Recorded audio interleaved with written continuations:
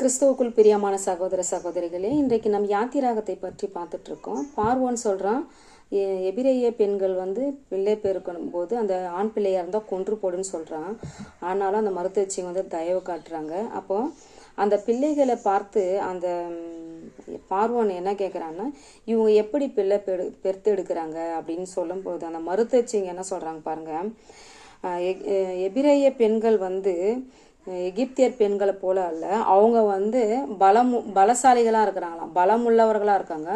மருத்துவச்சிங்க அவங்க இடத்துக்கு போகாததுக்கு முன்னையே அவங்க பிரசவிக்கிறாங்கன்னு சொல்கிறாங்க. அப்போது இந்த வசனத்தை நிச்சயமாக அந்த பார்வோன் கேட்கும் பொழுது, அந்த பார்வோன் ஜனங்களோ அந்த பார்வோன் ராஜாவோ இந்த மருத்துவச்சி சொல்லும் பொழுது நிச்சயமாக அவனோட இருதயம் கலங்கியிருக்கும் நான் நினைக்கிறேன்.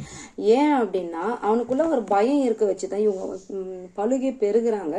இவங்களை ஒடுக்கணும், இவங்க இருக்கவே கூடாதுன்னு நினைச்சு தான் அவன் என்ன பண்ணுறான்னா அந்த ஆண் பிள்ளைகளை அவன் கொன்று போடணும்னு நினைக்கிறான். ஆனால் இந்த பெண்கள் பாருங்க, இந்த பெண்கள் பிரசவிக்கிறாங்க அப்படின்னு சொல்லும் பொழுது நிச்சயமாக அவனுக்குள்ள ஒரு பயம் இருக்கும். அப்போ அவன் யோசிச்சிருப்பான் இல்லையா, இந்த பெண்களே இந்த மாதிரி பிள்ளைகளை பெற்றெடுக்கும் பொழுது அப்போ இவங்க கூட இருக்கிற கடவுள் எப்படிப்பட்டவர், நிச்சயமாக அவன் பயந்திருப்பான்னு நான் நினைக்கிறேன்.